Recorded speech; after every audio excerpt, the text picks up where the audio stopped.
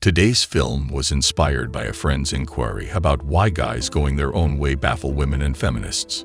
Despite my best efforts, ladies never seem to understand MGTOW. Here's what he said. I don't see how evolution screwed up so horribly that it generated men who don't want to breed. Don't blame society. Men raised families during far harder times in history. Unnaturally, your race despises women. Evolution designed us to live and reproduce. You don't have the urge or are repressing it. The MGTOW movement will die off as its members die childless.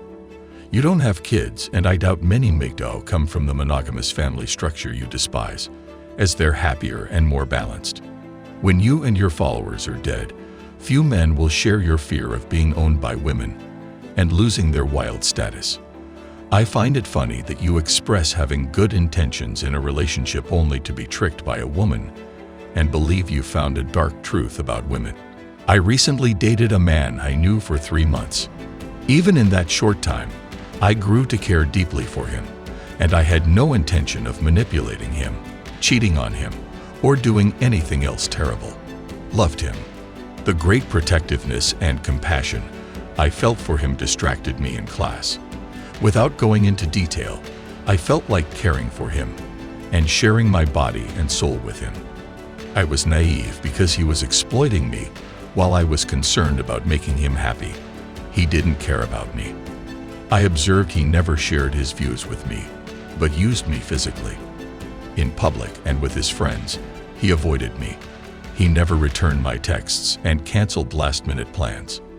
At first, we spoke 75% of the time and were physically intimate 25%.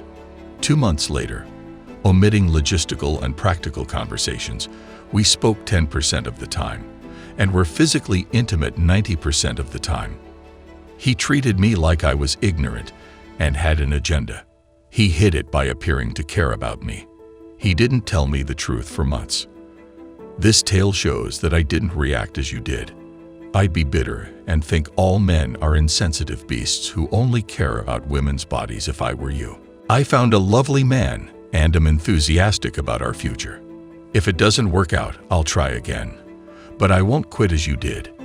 Even my grandma, whose first 2 husbands died, discovered love at 64. Imagine if she'd given up and lived alone for years. You seem troubled in your videos. Be more positive.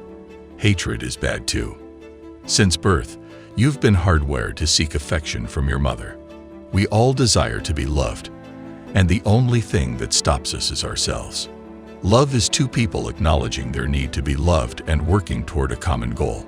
Many ladies are as confused and lonely as you are. We don't mean harm. Emotionally damaged ladies should be avoided.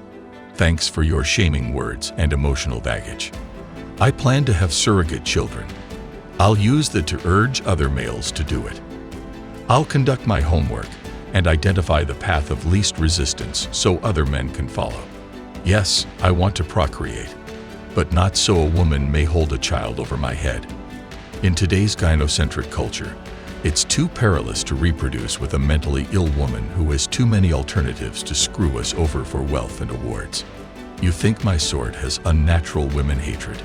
Most guys fall in love in their early to mid-30s. His reasoning mind overtakes his penile procreation brain, and I don't have to restrain my impulse to reproduce. I sense it reducing year after year, month after month, and the only thing I want to repress is falling in love and marrying. I disagree that MGTOW males come from broken backgrounds. Monogamy caused this in me and many of my friends. Seeing my mother verbally and emotionally mistreat my almost 80-year-old father is a crime and has turned me off to marriage. Several of my acquaintances have gone their own way because their fathers married nice ladies. After their first lover, today's women are emotionally wounded. I can attract mid to late 20s and 30-something women with more baggage than Samsonite. Yes, both men and women can be deceptive and lazy, but the seed is deeply established in the female mind, because if a woman didn't mislead a man into providing for her by hunting, farming, or drilling for fossil fuels, she would perish. Most women chose to lie over dying. Women aren't bad, but they exploit a man's love for his offspring. Half of our society's women are willing to do this, which is horrible. Have a good day. Like this video and subscribe to this channel, even if you are at the first level of MGTOW.